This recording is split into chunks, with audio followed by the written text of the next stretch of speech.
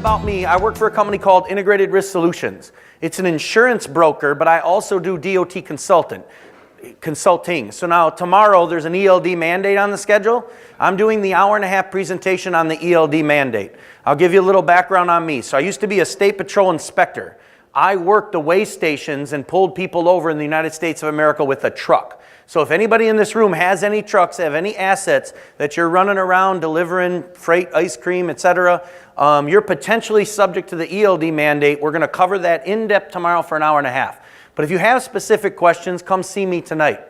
So now, I was a state patrol inspector for 12 years. I was an investigator with the federal government. So if you have a US DOT number on your truck, I regulated that for about 8 years. So 12 years inspector, 8 years regulator. Then I was a hazmat specialist with the FAA. So I've been enforcing regulations for the better part of 23, 25 years.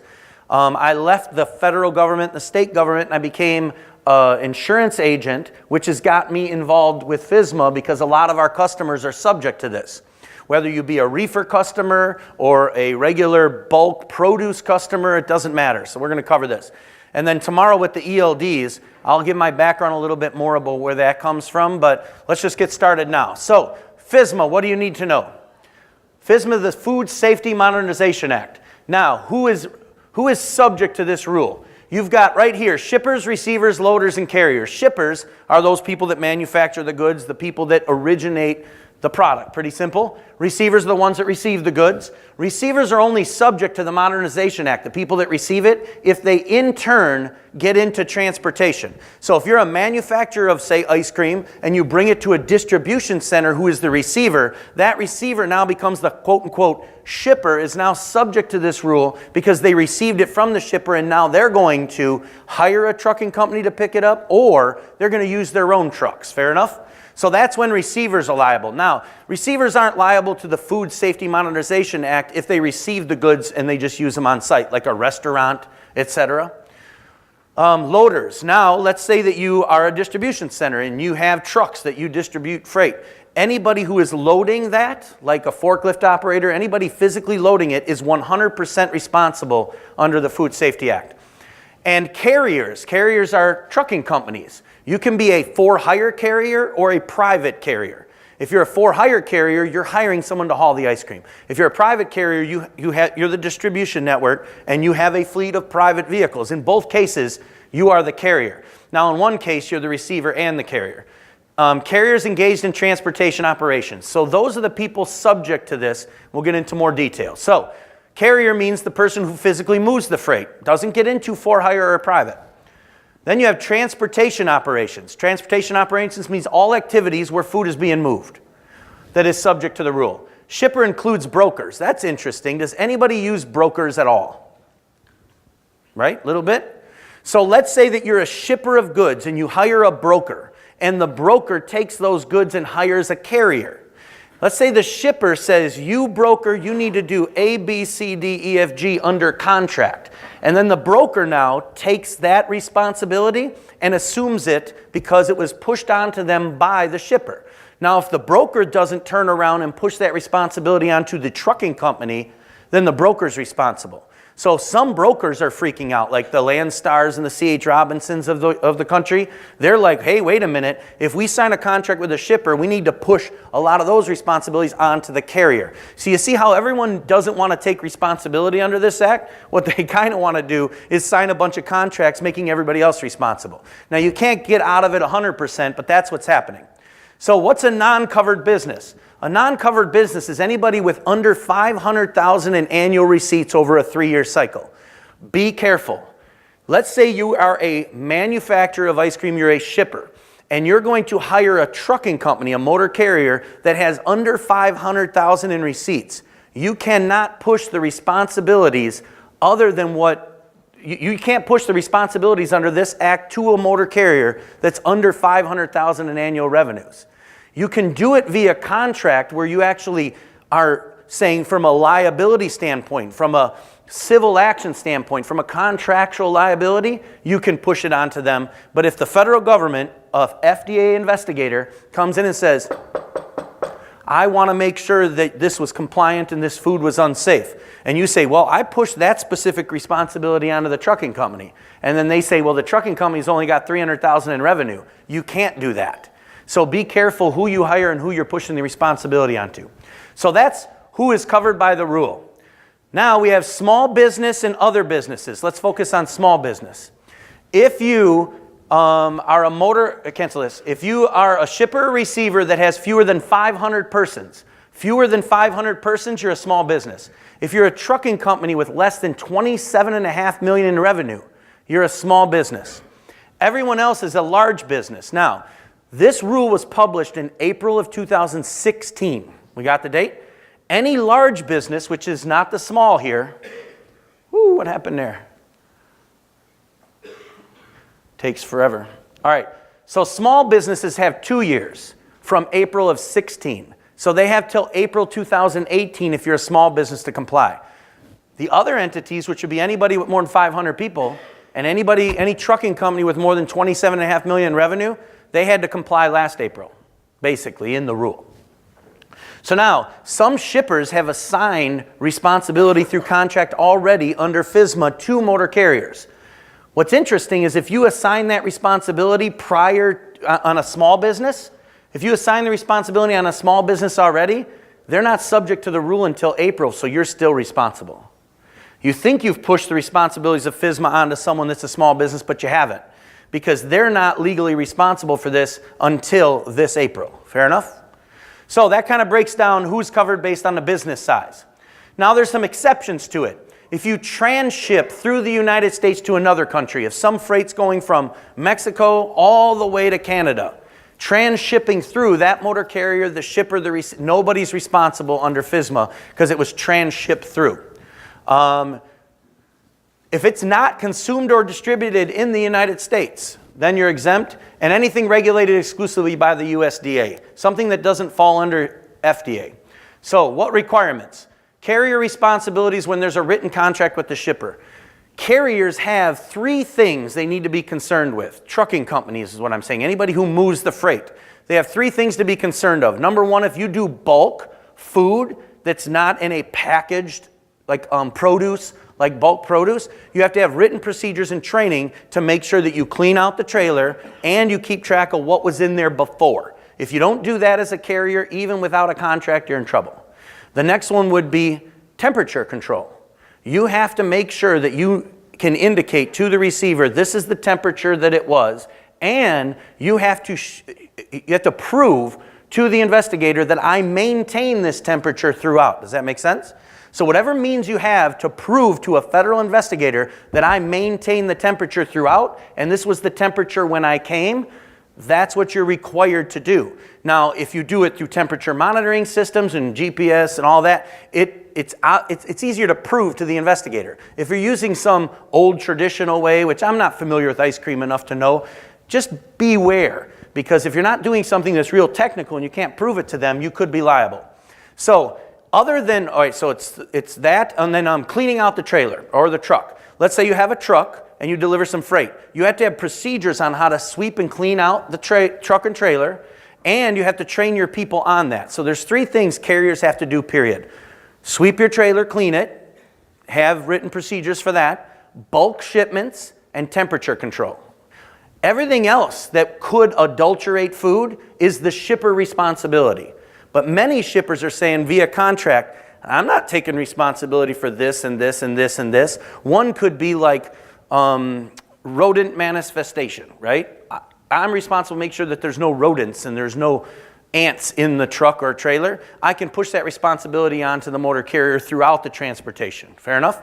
So there are many written contracts that are now happening where shippers and brokers are pushing the responsibility onto the carriers. And this is why, because you're not responsible unless they do it. Now here's a big one. You must prevent food from becoming unsafe. Unsafe. Many shippers in the country are seeing something they don't like, something that isn't acceptable to them, and they're saying, FSMA, and they're rejecting freight. And they're doing it because they don't, from a common sense standpoint, think it's reasonable for whatever you did. However, it might not be unsafe, fair enough? It has to be deemed unsafe.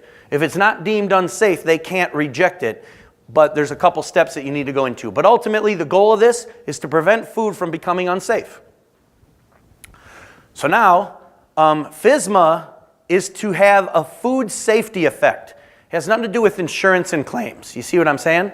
So the goal of FSMA is to make sure food is safe for human consumption, period. And the FDA wrote this for that exact reason. But claims handling and shippers rejecting loads, picture this. You have a shipper, and he gives freight to a motor carrier and pushes responsibility onto the motor carrier via contract. The motor carrier delivers it to a receiver, and the receiver says, I don't like what I see there. I'm not going to accept that freight. Now the motor carrier is in possession of it. The shipper says, hey, they're not accepting it because of something I said was your fault. So now the motor carrier is sitting here with all this freight. The shipper says it's theirs. The receiver says it's theirs. Now the motor carrier has to pay for it. Can he file an insurance claim? Maybe or maybe not, which we're going to get into in a minute. He can't file an insurance claim, but should the receiver have been able to say no? Here's a good example that I lived through. There was, and it's not ice cream, but I'll tell you, they had a trucking company with meat in the front of the trailer. Cancel that. Feta cheese in the front of the trailer, meat in the back of the trailer. They took the meat and delivered it. There was a little spot of blood in the back of the trailer. All of the feta cheese was packaged. When they got to the facility, there was a little blood in the back of the trailer. The receiver rejected it because there was a little bit of blood in the back of the trailer, and they said that that was adulterated. Now, when you get to that, a receiver could say it's adulterated, but you as a motor carrier can say, I want an independent determination of whether this was deemed adulterated under this act. If a third-party entity says, no, I get what you're saying about the blood, but it did not adulterate the food. It was not unsafe for human consumption. Then the receiver can't reject. They don't have a right to reject just because of their own opinion. You have to determine that. Now, where's a motor carrier or a shipper in trouble? They want to appease the receiver because it's their customer. If you start bucking the system there, a lot of the receivers will be like, I'll go find my business somewhere else. So you see how there's this balancing act going on. But it is not a claim situation. It's food safety. Now, there's a comment in the federal regulation, and here's what it says. Under CARMAC, in order to have a claim for cargo, which would be ice cream out of temperature, right? In order to have a claim for that, you have to have actually lost cargo, it got stolen, or it has to be physically damaged. If a receiver, like with the feta cheese, was that physically damaged? No, they just didn't like it. And an independent entity didn't even deem it adulterated under this act. But even if it was adulterated, is that physical damage just because it was deemed adulterated? So these are all the things that you got to work through. But you have insurance coverage if it's actually lost or there's physical damage. So many of your insurance carriers will not cover FSMA adulterated food because they will not take the leap between adulterated and physical damage. Do we get it? So an inconsequential failure for carrier to meet the shipper's temperature control system. So this is in the comment. Let's say a shipper says, if you're going to transport my ice cream, right, you need to have it at this temperature, and it has to be this, has to be this, has to be this. And it gets to the receiver, and the receiver says, you didn't follow the shipper's manufacturer recommendations. Well, let's say the shipper is overboard. Let's say they require more than is necessary to be safe. The receiver rejects it based on what the shipper said. This comment right there in the middle says that just because you didn't follow what the shipper said does not mean it's adulterated. Does not mean it's unsafe. An independent entity, either the FDA themselves or a third-party person, can come in and make that determination. A lot of receivers are saying, you know what, you didn't follow what the shipper said, so I'm rejecting it. You have protections as a carrier in that realm. You get what I'm saying? So, and therefore, we do not anticipate that this rule will have a significant impact on cargo claims. But it somewhat has because these trucking companies are afraid to push the envelope with the shippers. So now, travelers. Who's ever heard of travelers? Travelers insurance? I'd say this thing's been in it's been rearing its head for, I don't know, maybe 2 years now, 2.5 years. Travelers just in the last 2 months made this determination with their cargo policy. They're not the only one that's done it, but this is what they've said. There's this Food Cosmetic Act, which is older than FSMA. This term deemed adulterated was actually defined in the Cosmetic Act, and it says, if the ice cream may have been adulterated, it's deemed adulterated. I'll say it again. May have been adulterated, it's deemed adulterated. That's what that third-party entity has to determine. Well, who thinks may have been adulterated, which is deemed adulterated, is physical damage? Who feels that's the case? Probably not, right? So most insurance companies are like, I'm not covering you. But Travelers said, coverage for cargo damaged or adulterated under FSMA or FDA regulation is included in our form. Coverage for cargo deemed damaged or adulterated under FSMA is not sublimited, meaning they don't reduce the amount of coverage, right? No time reporting, and if you like waive salvage abilities, you know how some ice cream people will say, listen, I don't want you to salvage my ice cream. If you waive that ability, it doesn't reduce the coverage that you have. So now, are they the only ones? No. But if you're a trucking company right now, or cancel, if you have a fleet of vehicles, or you hire a trucking company, or in any aspect having a cargo claim, there's actually coverage out there for you, right, through Travelers. And there's not many that are doing it. So now, adulterated food, watch out. Non-compliance with the practices. Not necessarily the shipper practices, but something that is a third-party entity deems is unsafe for transportation or in the logistics chain. If that happens, that's where adulterated comes into play. So, is there a right to reject? We're going to go back to what I said before. We kind of discussed it. Does a receiver have a right to reject just because they feel like it? The answer is no.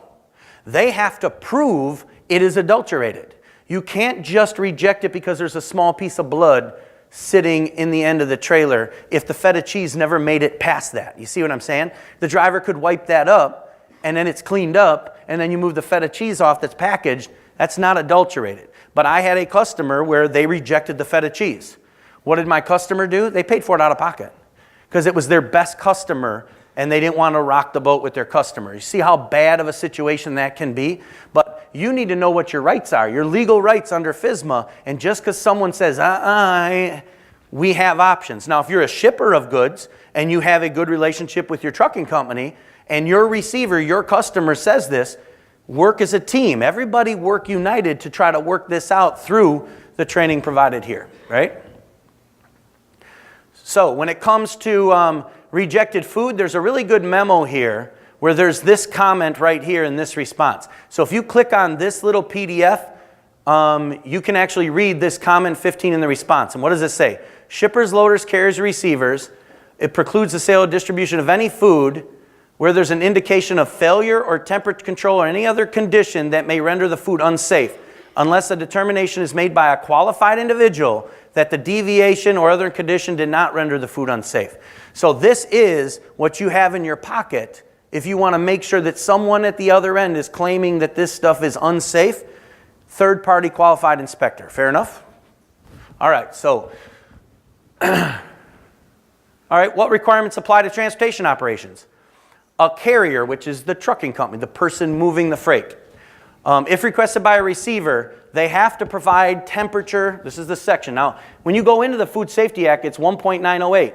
It says that a carrier, whoever has the truck and has the ice cream in the truck, when they get to a receiver, and the receiver says, show me the current temperature, you're required to show it to him. Then he says, show me that this has maintained temperature from pickup till now. There's many ways to do this. This is not about telling you what way you should do, but you have to demonstrate that to a human being who's an investigator with the federal government. If you are not confident in your practices, then you need to reconsider evaluating those to make sure that you can provide that temperature proof throughout. Because it says you have to demonstrate that it has maintained temperature conditions throughout the transportation operation. You guys have any questions so far? Because we're just kind of flowing through this. I'm data dumping to you guys. Go ahead. Just one thing that's important is when John talks about the shipper, for the most part, that's us. It's not a third-party transportation company. You're right. For the most part, we're doing our own deliveries, and we're responsible when we make that delivery to the customer. When he says the receiver, that's our customer, and they are getting more and more sophisticated in understanding the laws. So they can ask to, and they have for us, to demonstrate that we're in compliance with FSMA and that we have the history of the temperature of the product from when it left our warehouse until it got to their door. And that's why this is such a huge deal in our industry right now, because it's new regulations that directly impact us.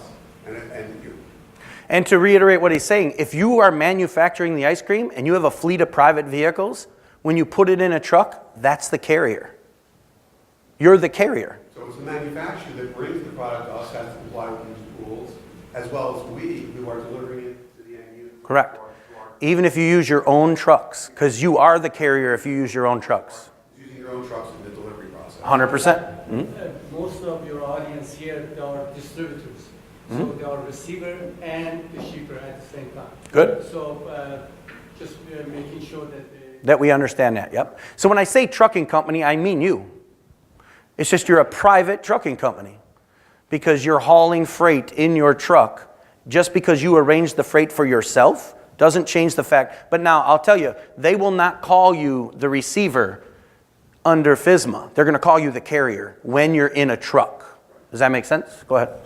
Does the liability end once you've passed the product? So if you have your truck, you're responsible, drop it off at your customers, they sign for the goods, they now have it, your liability ends? The shipper is responsible, first and foremost.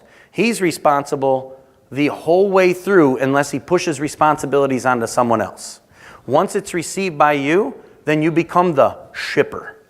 And you give up that liability? You give up the liability from the original manufacturer. Once the manufacturer gets it to your distribution point and that you receive it, and now you're going to reload it onto trucks, you become that quote-unquote shipper, but they still call you a receiver that's doing transportation. When you drop it at your customers? Once you drop it at the customer, then it's on them. And if they redistribute it in a truck, then they become the receiver, just like you were when you were a distributor. But once it's in their warehouse, it's their It's, responsibility. right, as soon Once as they sign for it. Correct. 100% yes. What about pickups? You have a customer that picks up. A company that picks up from you? A customer that picks up. So you are a receiver, you're a distribution center because you got it from the manufacturer. Now a customer comes and picks it up. You're loading it onto their truck, so you're a loader, you're subject. You're a receiver that is offering it to a motor carrier. So you should have in your contracts pushing responsibility onto the customers that pick it up because they are the carrier then. They're a private carrier picking up the freight to bring it to their facility. You see what I'm getting at? Well, in our case, what I think Nick's referring to is a direct reseller who's going to sell the product out of their ice cream shop, for example. So they're going to pick up and buy the ice cream at his depot. So once he sells it to them, the responsibility becomes Theirs. They're not delivering it to someone else. They're the warehouse, so they're the receiver. So in that case, if you give ice cream to an ice cream truck, then that ice cream truck is the receiver and it's on him to make sure that it maintains temperatures.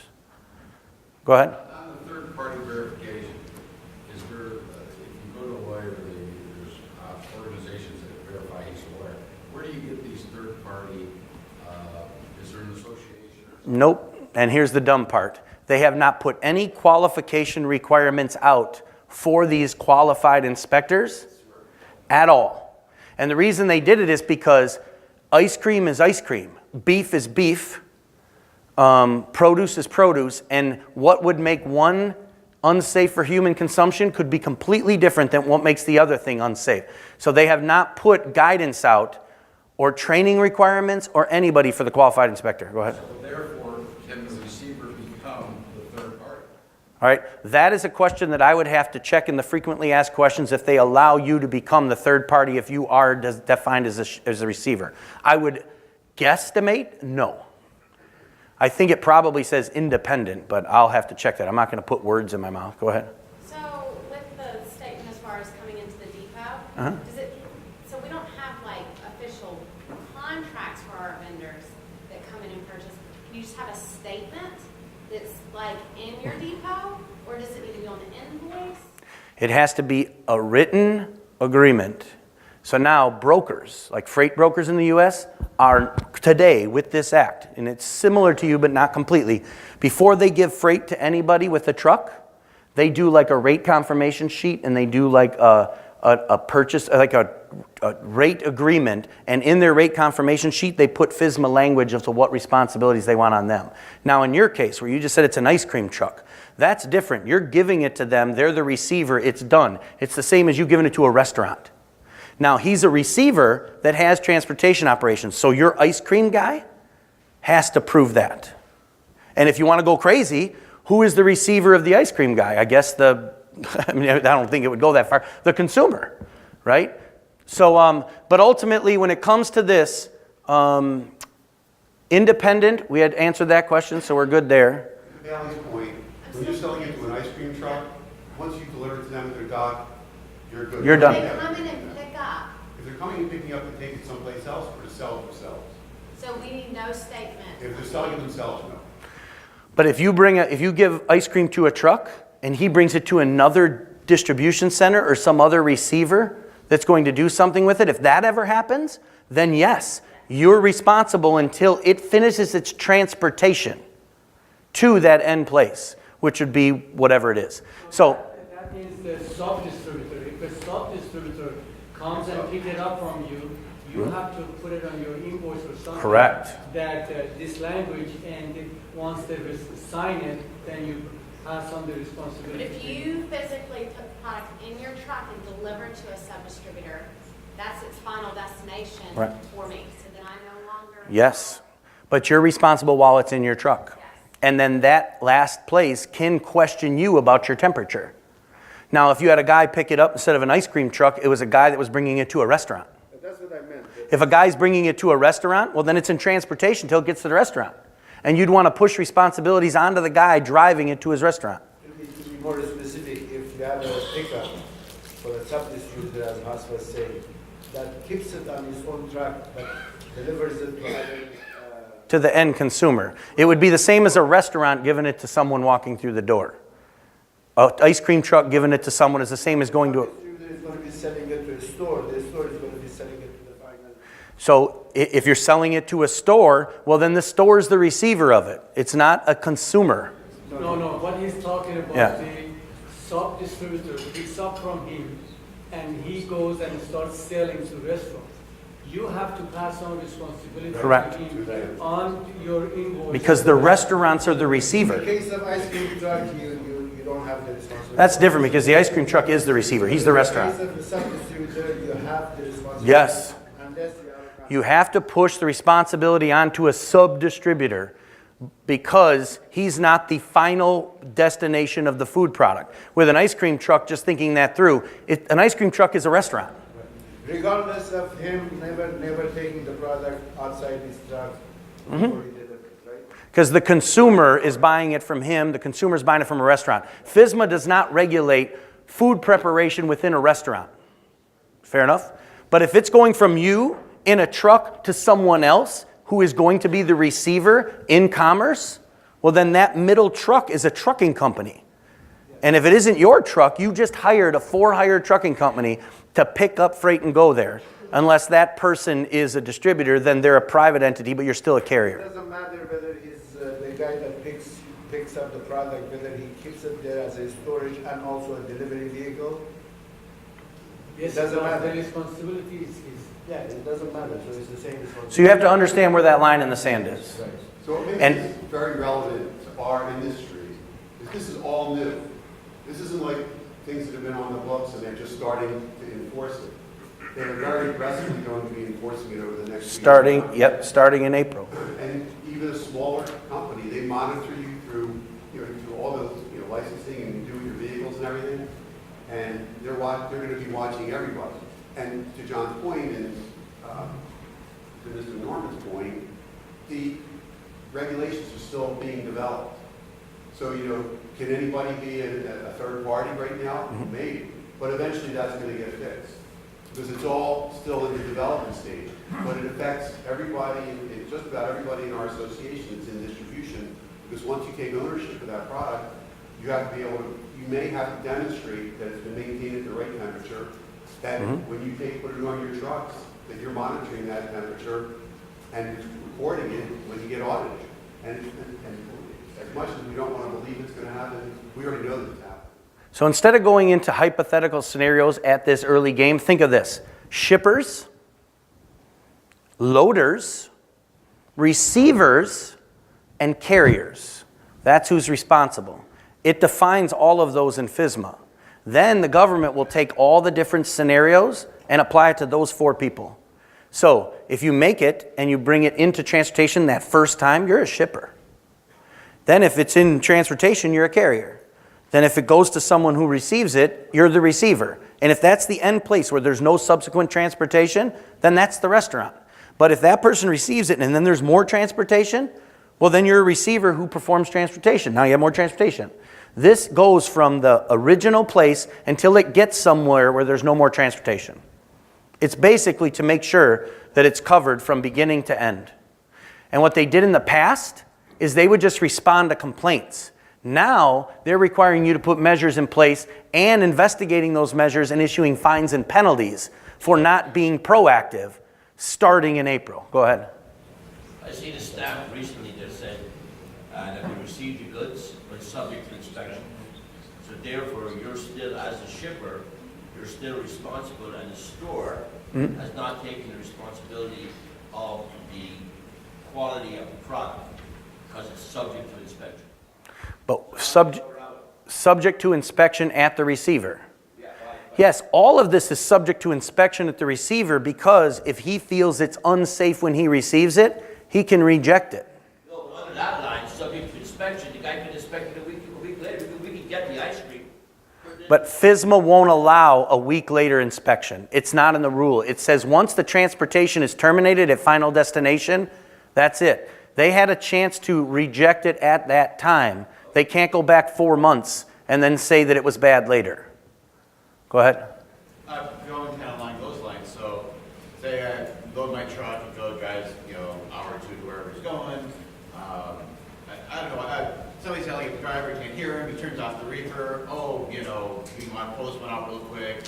He pulls out, he pulls back in, the guy goes, the reefer wasn't running, I want to reject it. The guy goes, it was off for 2 minutes, we can turn it on, check the temperature, then there's the dispute. Yes. So you have to prove that you maintain temperature throughout. If you turn it off for 2 minutes, then that non-certified qualified inspector would make that determination, or the government themselves. Where do we get that person? They don't have a list. They haven't published that. You could go to an expert. One thing you could potentially do is, you guys are experts in the room as to when ice cream becomes unsafe, correct? So think about this. You know who the experts are in the United States as it relates to whether ice cream is unsafe based on temperature maintaining? You. I'm not. But you guys are in this business, so you're all qualified. Go ahead. And to kind of belabor his point, it's not now you have to go back they make loggers, okay, where you can, for $75, you can get 2 months of 5-minute readings on the temperature of a box. Okay? And you have to be able to go back. Doing it, like turning it on and saying, okay, well, it's at temperature now, means nothing. If he drove for 2 hours to get there, you have to be able to prove Correct. 2 hours. Correct. It was at temperature. Correct. And I'll tell you, in the rule, if you read the rule, it talks about ambient temperatures on the dock. And I'm not going crazy, ambient temperatures on the dock. So you have a freezer in your facility, then you move it out of the freezer and there's a truck that's pre-cooled, which we didn't get to yet, pre-cooled trailer or truck. What do you do in between your freezer and the pre-cooled trailer? It says do that expeditiously. Do it in a way where it still maintains temperature. You and I know that if you grab ice cream from a freezer and you immediately put it in a pre-cooled truck, directly within a minute or two, it's going to maintain its temperature, right? So now you'd have to prove somehow. You could have cameras in your facility where when you leave the freezer and you have the truck, you can see, look, it left here at this time stamp and it went over here at this time stamp just because it was in the ambient air. Because when you're talking about turning your freezer off, you're just talking about it being in, and that's not even ambient air. That's still a trailer that's frozen that you turned it off for a minute. That's better, correct, than being at the warehouse, potentially, where you're moving it from a freezer to a truck. Now, I challenge you, grab this rule and read through it. This is an exposure training, right? We're trying to make you understand that it's here. But a lot of these specific things, this rule is like 70 pages long and gives anecdotes and examples. Go ahead. Anywhere do they list out we're only talking about temperature. Because that's the biggest thing that will affect our. Because that's us. But is there a list of other things like in Canada, peanuts are a big. Yes. You can't put peanuts on the same. 100%. I'm talking about there is the bulk. Remember I told you carriers are responsible for bulk, and you have to have procedures where you keep track of what was in there before you put this in there. So you can't put nuts in there and then put strawberries in there. And if you do, you have to clean the trailer in between because it's a bulk trailer. And if you don't clean it properly, then you could have issues of contamination. So is that in the FSMA rule? Yes. Not really. It just basically broadly says any food for human consumption. See, these rules are still a work in progress. And it's brand new. Over the next few years, they're refining. But you're still required to be in compliance during the process. When I get to a piece here, I'll show it to you. There's a link to some training that you can give your drivers. Some of us have drivers, right? There's some training online for free they just put out 2 months ago. Prior to 2 months ago, it wasn't there. To meet the driver training requirements, there's a webinar on the FDA website. You can get a certificate when you're done. When you click on that link that's in this PowerPoint for the training, it brings you to their website. And what they have is frequently asked questions. And in the frequently asked questions, they're updating them continuously right now because of what you said. Go ahead. Just wanted to let everybody know this presentation and every other presentation during this time is going to be available to you guys through the app. So if some of this information is important, don't worry, you can get the copy of the information. You must pre-cool, and demonstrate how you pre-cool. And I'm trying to stay on time here too. So now, what requirements do you need for a carrier? A carrier is someone who moves the freight in a vehicle with an engine in it, right? A carrier must develop written procedures regarding the cleaning, sanitizing, and inspecting of vehicles. So all the transportation equipment, which would be bins or boxes, etc., have to be inspected, cleaned, and sanitized. You got to sanitize your trailer and inspect it, and you have to put in writing how you're going to do that. So if anybody here is a receiver that does transportation and has vehicles that you're going to put the ice cream in, you have to have written procedures, and then you have to put them into place and train everybody on how to clean and sanitize equipment and trailers and trucks. Written procedures. So that's one written procedure. The other thing you have to have, and we talked about this earlier, but the carrier must provide training. The training must be provided upon hiring and needed thereafter. So when you hire a guy that's going to drive in one of your trucks on the road, you need driver training, right? But this is the part. A carrier and shipper have agreed in writing. That's the part. A carrier and a shipper sign contracts. Carriers have those three responsibilities I said, but anything that's on a shipper, he can assign that to a carrier, and then the carrier has to have written procedures about that and train their people on those additional responsibilities. This is the training. So you see this link right here? If you go to this link, it brings you to the FSMA website at the FDA. Click on it, the training is right there. But now you can start searching, and it's got frequently asked questions, it has the rule, it has all the different contexts, etc.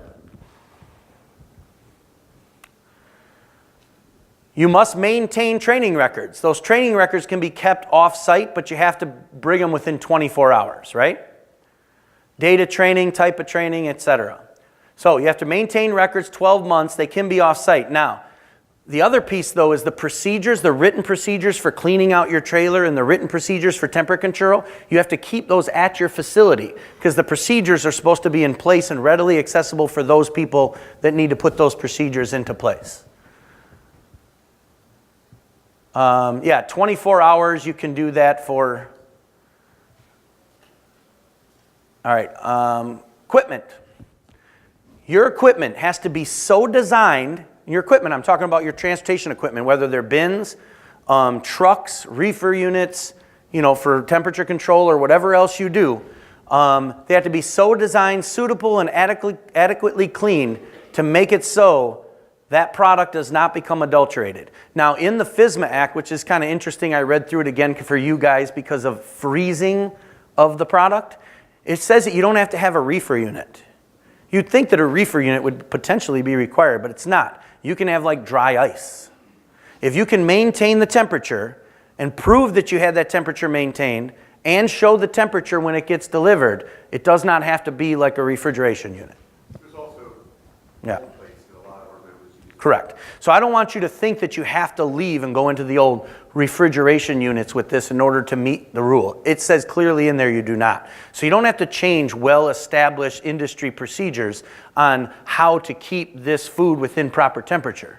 Go ahead. But where are the standards? So like we're talking about training and procedures. Mm-hmm. My cleaning and defrosting schedule might be very different than his. Right. So what makes mine right and his wrong, or vice versa? I mean, how? For 20 years, I've been a government regulator, right? Not with the FDA, but the DOT and hazmat regulations. I would take this very similar to transporting hazmat in a sense. This is how hazmat works. You train people on general awareness. You make sure they understand as a general rule what you need to do to keep out of trouble and keep the food safe. But now, if I'm hazmat and I'm transporting corrosive liquids in 5-gallon pails inside of a cardboard box, that's one guy. And this guy has a cargo tank. But he doesn't ever transport boxes on pallets. He transports a cargo tank.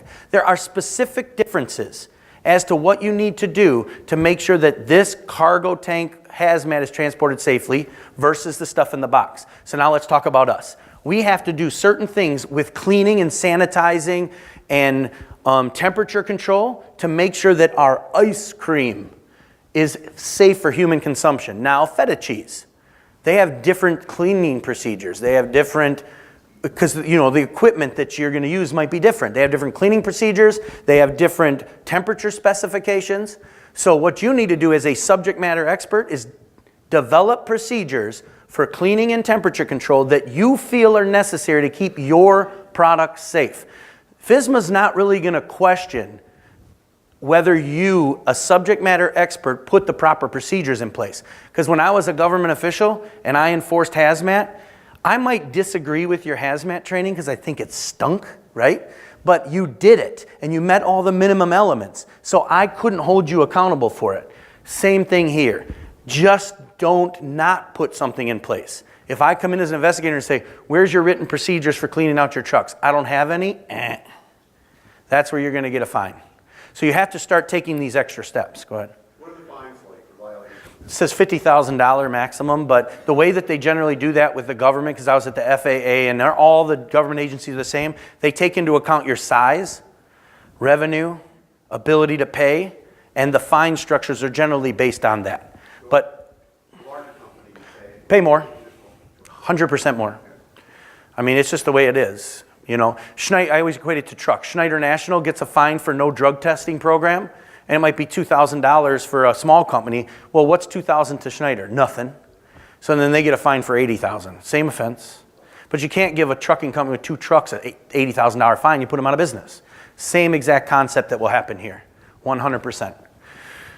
So, but you have to have properly designed, suitable, and accurately cleaned equipment and put procedures in place as associated with that. This talks about what applies to equipment.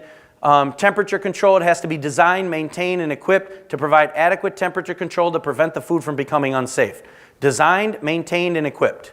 So if you don't have properly designed temperature control systems, they're not maintained, they're not equipped to maintain that temperature, then you could be subject to this because the food could become unsafe. This is some of the equipment. Pallets are part of equipment because it's potentially touching food. Any bins, ladders, etc. Anything that could be exposed to the food. Now, what is adequate temperature control? They define it. In FSMA, they define it, and they say it's the adequate means that which is needed to accomplish the intended purpose in keeping with good public health practices. Wow, right? So when you said, what is the adequate temperature? A shipper might say, I want you to put it at this temperature. But the receiver doesn't, and then it isn't followed. Let's say in the middle it isn't followed. You say you wanted it at this temperature. Receiver says you didn't follow theirs. This is the standard. Adequate. They don't tell you what temperature because they can't because there's so many different foods in the country. So what you need to do is defend yourself. Set your temperatures at levels that you think are reasonable. Put procedures in place so then they maintain. Put procedures in place so you pre-cool. So if you prove that you're pre-cooling, maintaining, and you have the proper temperature set, and during the entire transportation from shipper to final destination, that's maintained, we're all good. But you have to document, prove, and train, and put that into place. Now, I won't say this, but how many people don't have that right now? Where they just kind of go with what they've always done. Well, take a day or two and write it all down on a piece of paper. Would you be so kind to describe the definition of adulterated product? I'd have to go into the Cosmetic Act of, I think, 1999, because they're using the definition of adulterated in the Cosmetic Act. By all means, I can pull it up, look it up, and read it to you. I don't have it in the PowerPoint, and I'm not going to paraphrase if I don't have it memorized in my head. But the big piece of it is, if it is deemed adulterated, it's adulterated. Because in the Cosmetic Act, it doesn't use the word adulterated. It used the words, if an independent entity deems it adulterated. Then the FSMA Act said, if it's deemed adulterated under the Cosmetic Act, then it's adulterated. You see how they define that? Somehow means Unsafe for human. contaminated. Well, they don't use the word contaminated. They say unsafe for human consumption. If the product is adulterated, where it in turn becomes unsafe for human consumption, that's deemed adulterated. And then they don't use the term deemed adulterated in FSMA. In FSMA, they said, if it's deemed adulterated over here, then we're going to call it adulterated. So see how they're making a bridge between the two regulations? Go ahead. Yeah. Just one thing. I think it's important for everybody to know, and I think you alluded to it, that as long as you have a written procedure on what you deem to be adequate, safety for the transportation of your food, you have a written document that says, my temperatures are going to be between -10 and -3, based on variations you're going to have when you open the doors and things like that. As long as you have a written procedure, when they come in and do an audit, you'll do well. You have to follow your own procedures. Right now, they don't have a hard procedure on what kind of temperatures we need. You need to have your own definition, your own company policy on what you feel is safe. And you come in and have an audit, or you get called in for a road check, which they're going to be doing road check. They already started. I'll tell you that. They already started doing mock, non-enforceable inspections of facilities around the country for people that aren't even subject yet to see if they're ready. Go ahead. Real quick, as a regulator for hazardous, okay? Let's say there was a hazardous association and they drew up some basic regulations for cleaning, all right, or for transporting. As a regulator, would you accept those as part of the guidelines for calling hazards? Now, transfer that to field. This is a new thing, like he had said. I'm going to go to another aspect of my life, which people with a DOT number will get it. FMCSA is the Federal Motor Carrier Safety Administration. If you have trucks and have a DOT number, they regulate you, and that's what we're talking about tomorrow with ELDs. That's where I've spent my whole career. I have not, let's just say this, spent my entire career with the FDA. But I will tell you this, who's ever heard of CVSA, the Commercial Vehicle Safety Alliance? The Commercial Vehicle Safety Alliance has an out-of-service criteria book, and they also have CVSA inspection procedures. CVSA is an independent nonprofit organization that works in conjunction with a federal agency called FMCSA to provide guidance to inspectors nationwide on how to apply the regulations as it relates to out-of-service and proper inspection procedures.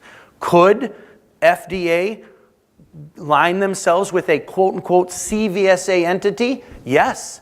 Is that necessary? Well, based on the conversation in this room, I'd say it's absolutely necessary. But the rule's brand new. They will not start with an association to come up with best practices before they even have a rule in place. You know what I'm saying? What's that? From our side, can our association create some guidelines for cleaning boxes that would be a beginning for a All right. start? What I would say is that would be yes.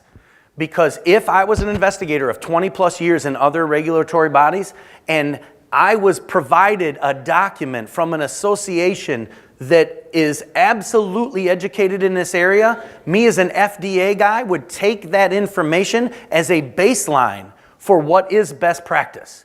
So yes, that would be a great idea. It would be very similar to CVSA. The only difference is it would not be incorporated into the rule, where with CVSA, FMCSA has actually incorporated that guidance that's been developed over 40 years in the rule itself.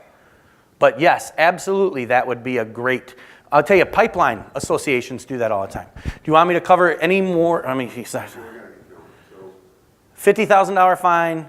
The Department of Justice talks about civil penalties. Contracts are a big thing. Get yourself some good insurance coverage. Talk a little bit about tomorrow's. Qualified individual, I'll cover that. I'm almost done, there's not many. I am an insurance agent. This is an attorney that I work with that I like a lot. Looking over your contracts, find someone like them to look over your contracts that you're going to put in place with all your people. So now, this is me. Tomorrow, I'm talking ELDs. So electronic logging devices. Do you need them? Are you exempt? When do you need them? How do you implement them? What device should you pick? What are the hours of service? What challenges do you have now, and how do we fix some of those challenges? Now, I'm not saying I don't know FSMA. I know FSMA like a 9 out of 10. I know ELDs like 100 out of 10. I was brought here for the ELD presentation tomorrow, but because I was here and I have familiarity with FSMA, they asked me to jump into here. But tomorrow you have all of your ELD questions answered 100% for sure. So thank you for your time. Good? Yep. Thanks so much.